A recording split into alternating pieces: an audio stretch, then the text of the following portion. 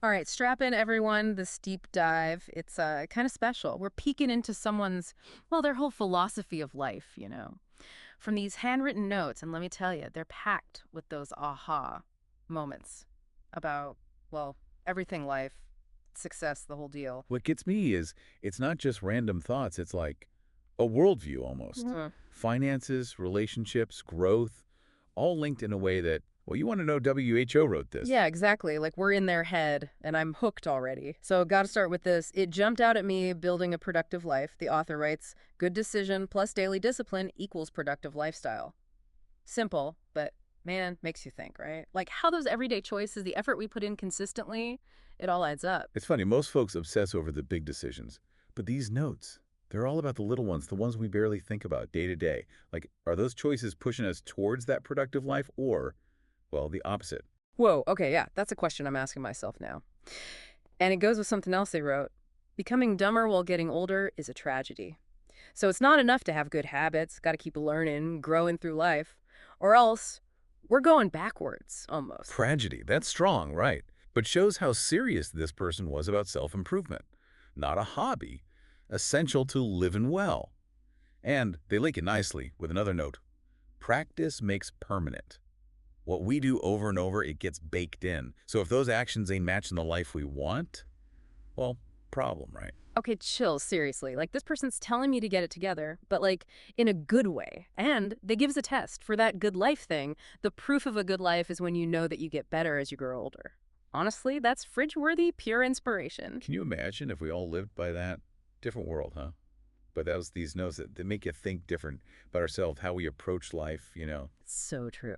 Okay, switching gears, let's do money. Always fun. The author writes, one of the primary reasons for having financial problems is not knowing the difference between your needs and your wants. Look, we've all been there, that impulse buy. But this, it's like a gut check to be more aware of our spending, right? Like they're saying, wallets out. Ask yourself, need or want? Because sometimes the want is so loud, we forget what comes after, long Oh, term. tell me about it. But here's where it gets really interesting. They write, owning apartments may be bad, but affordability always being the primary factor in buying what you need or want is worse. Kind of counterintuitive, right? Always told to snag the best deal, but this saying, fixating on affordability, it can backfire. Exactly. It's saying, don't be so focused on saving a few bucks that you end up making a decision that hurts you financially in the long run.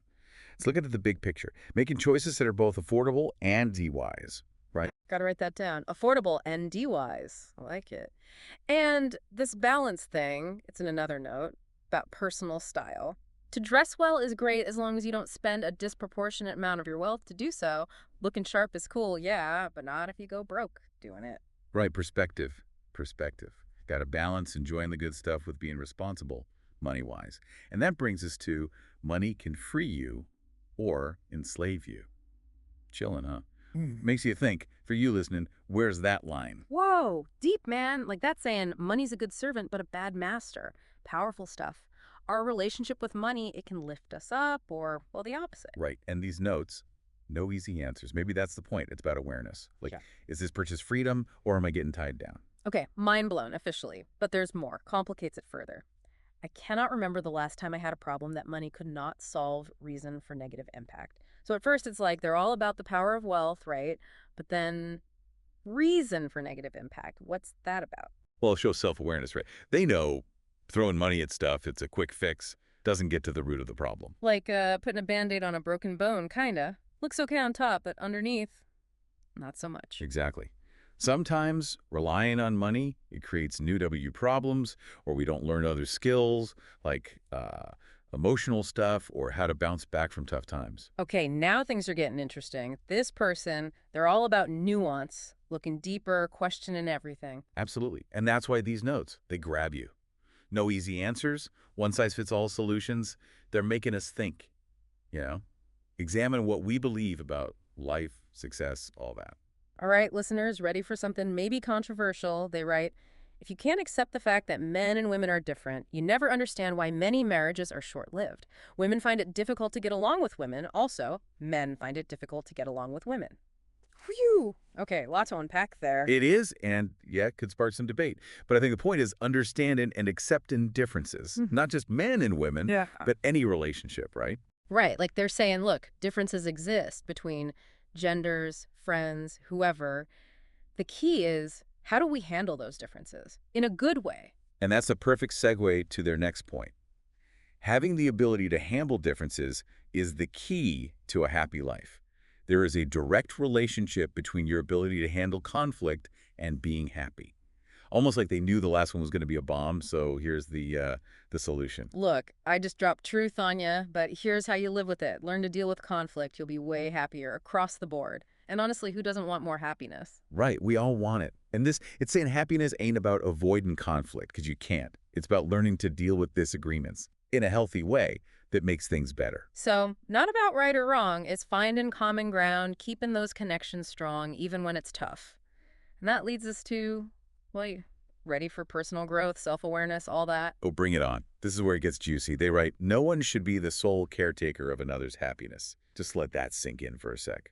Wow, powerful stuff. Like a giant stop sign in my head, thinking about all the times I put someone else's happiness first, or expected the same, you know? Right, saying we got to be responsible for our own well-being. Can't dump that on someone else, no matter how much we love them. And the flip side, we can't expect someone else to be the source of all our happiness. Okay, so how do we get this self-empowered happiness then? Well, they got a unique take. Self-empowerment is when you can determine who your next-door neighbor will be Adrian French. Sounds out of left field, I know. It does, right? But think about it. It's not really about the neighbor.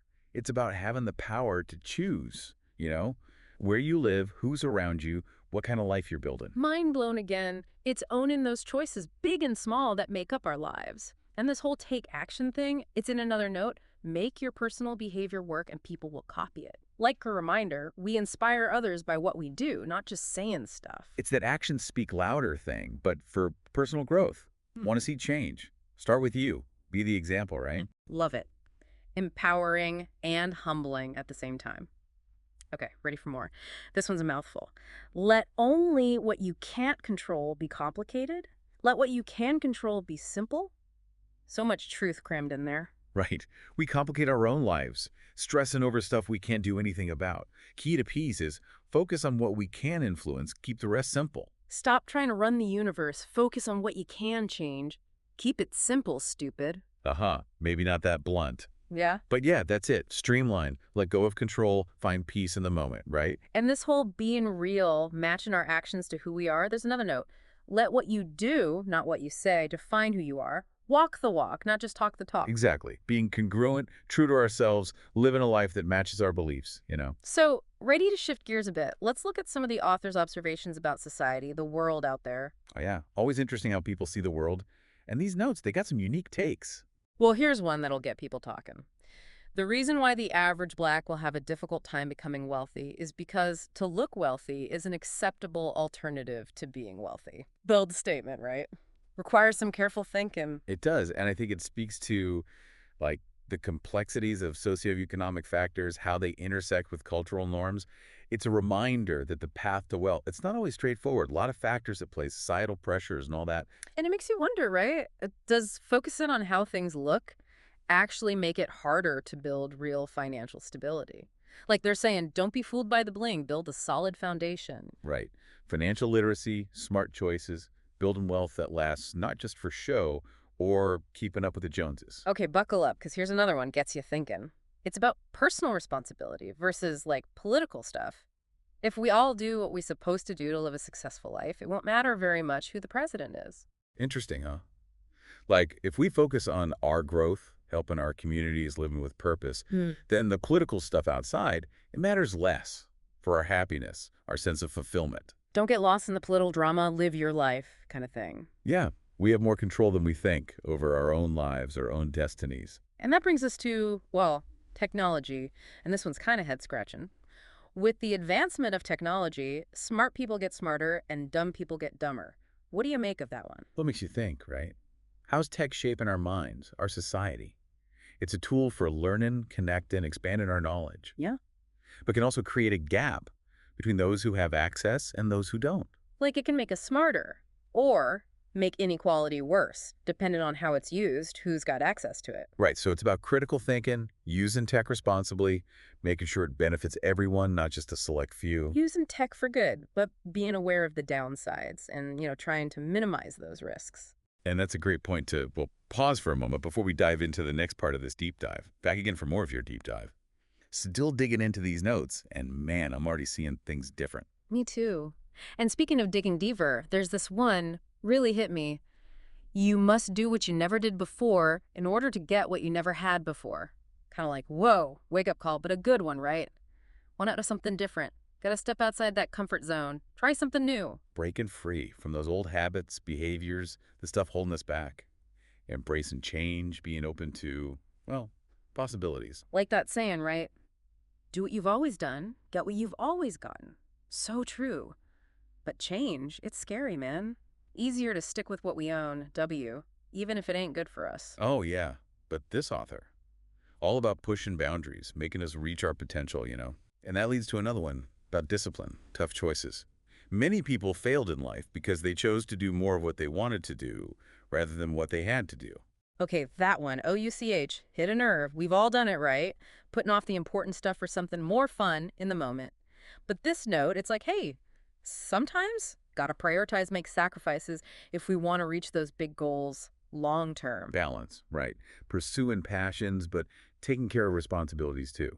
Yeah. Sometimes the stuff we gotta do, it's the path to what we really want. So, not at denying ourselves fun or living a boring life. It's making choices that match our values, where we want to be in the future. Takes discipline, saying no to instant gratification. Which, hey, that keeps coming up in these notes, doesn't it? Big time. Delay gratification, make choices that benefit us down the line, even if it means giving something up now, Reminds me of that one earlier about money not solving every problem. Oh, yeah. I cannot remember the last time I had a problem that money could not solve reason for negative impact. Kind of warning, right? Money can't fix everything. Exactly. Knowing money's limits and that we need other tools to deal with life. Like, emotional intelligence, resilience, good people around us. Can't buy those. But man, they're essential when things get rough. And speaking of rough times, here's a different way to look at them. Living a good life does not have to be complicated. All you have to do is adapt patterns of behavior that work and use them. Love that. Permission to keep it simple, stop overthinking. Find what works, stick with it. Finding those habits, routines, mindsets, the stuff that makes us feel good, and making them part of every day, like a blueprint for a good life, based on what actually works. And being flexible, right? What works for one person might not for another. What worked for us before might need tweaking as we change. Of course, it's personal. Finding what fits you, experimenting, adjusting as you go. Yeah. No one size fits all, right? Okay, so productivity, money, handling life's curveballs. Let's talk relationships. Always interesting. In this note, whoa, gonna spark some debate. If you can't accept the fact that men and women are different, you never understand why many marriages are short-lived. Women find it difficult to get along with women. Also, men find it difficult to get along with women. Okay, where do we even start with that one? Bold statement for sure. Needs some nuance, careful thinking. I think the point is everyone's got their own views, experiences, and there ain't no single right way to see this, right? It's complex. Right, not about agreeing or disagreeing, but having open conversations, respecting different opinions, especially on sensitive stuff. And it ties back to that earlier thing about differences, right? Okay. Like whether it's genders or any groups, differences exist. Key is how do we deal with them in a way that's respectful, leads to understanding. Not pretending everyone's the same or trying to force people into boxes. It's about seeing, appreciating those differences, and, well, figuring out how to live together peacefully. Exactly. Hmm. And that's tough, no doubt. But the payoff, strong relationships with all sorts of people, that's worth it. Okay, so how do we do that? Embrace those differences, build those connections. Thankfully, author gives us a clue. Having the ability to handle differences is the key to a happy life. There is a direct relationship between your ability to handle conflict and being happy. Like they're saying, look, conflict's going to happen. It's normal. Partners, family, friends, whoever. Happiness ain't about avoiding it. It's about handling it right. Those communication skills, empathy, seeing things from the other person's side, even when you disagree. And knowing that conflict, if done right, it can make relationships stronger, lead to more understanding. For sure. Not seeing conflict as bad, but as a chance to grow, connect on a deeper level. Okay, so we talked about accepting differences, handling conflict. Oh. Now for something close to my heart, personal responsibility. And this note nails it. No one should be the sole caretaker of another's happiness. Powerful, right? Easy to think our happiness depends on someone else, or that it's our job to make someone else happy. This note's like, nope, not how it works. Drawing that line, my happiness is my responsibility, yours is yours. We support each other, but ultimately it comes from inside. And that's empowerment, right?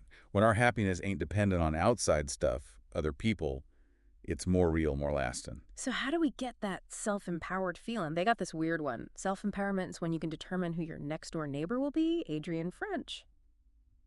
Sounds random, I know. It does. But I think it's like a metaphor for having control over your life, even the little things. You choose where you live, who's around you, how you spend your time, all that. Making choices that match your values, your vision, not letting circumstances or other folks run the show. Pretty empowering thought. It is. Taking back your power, building a life that feels right, authentic to you. And that take action thing again. Make your personal behavior work and people will copy it. Don't just walk the walk right. Lead by example, others will follow. Influence, the ripple effect. What we do matters. When we embody the good stuff, others see it. Maybe they want to be like that too, right? Be the change you want to see, but in our own lives, relationships. And that takes us to this one. Let only what you can't control be complicated. Let what you can control be simple. Mantra for a calmer life, seriously. Right. We stress, we complicate stuff, trying to control the uncontrollable. Peace comes from focusing on what we can impact, keeping the rest simple. Let go, stop micromanaging everything. Find peace now, in this moment. And real freedom, it's accepting what you can't change, working with what you can. Okay, reality check time. Oftentimes, immediate gratification will only promote delayed pain.